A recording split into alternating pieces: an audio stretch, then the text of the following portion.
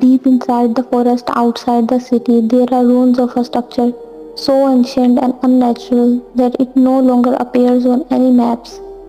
The place is nameless, but those who have heard of it call it the Black Temple, not because of its color, but because of what happens inside. The entrance is barely visible from the outside, a cracked staircase buried in dead leaves and earth, leading down into darkness. Beneath the ground lies a chamber, not a tomb, not a cave, but a space carved with precision, like it was made for something sacred or cursed. The air inside is always cold and silent, but the silence is not peaceful, it's oppressive. The walls are covered in symbols drawn in ash and dried blood. Some resemble ancient languages, others are completely unknown. It's not just a ruin, it's a temple, and the people still go there, not for prayer, but for summoning. Witnesses describe rituals held in the central chamber where a stone altar resets beneath a circular skylight, though no light ever passes through it.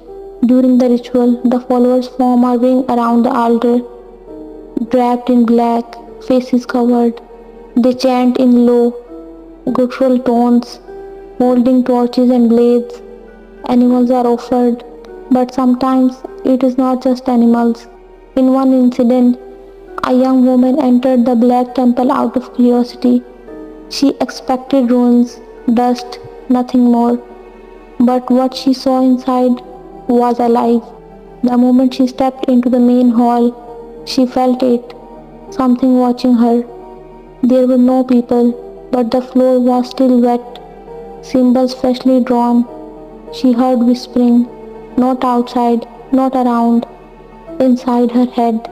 She turned towards one of the side passages and saw a figure standing in complete stillness. Not a statue, a person. Their eyes were open, but black. Their mouth moved slightly, but no words came. She backed away slowly, heart racing, when a sound echoed through the corridor, a high-pitched scream that seemed to come from beneath the floor. The torches on the wall lit by themselves, and the temple came alive. Footsteps circled her, though no one was there. The symbols on the walls began to glow faint red. The altar in the center started bleeding, and something whispered her name, even though she had told no one where she was going. At that moment, she knew the ritual had already started, and she was part of it. She ran.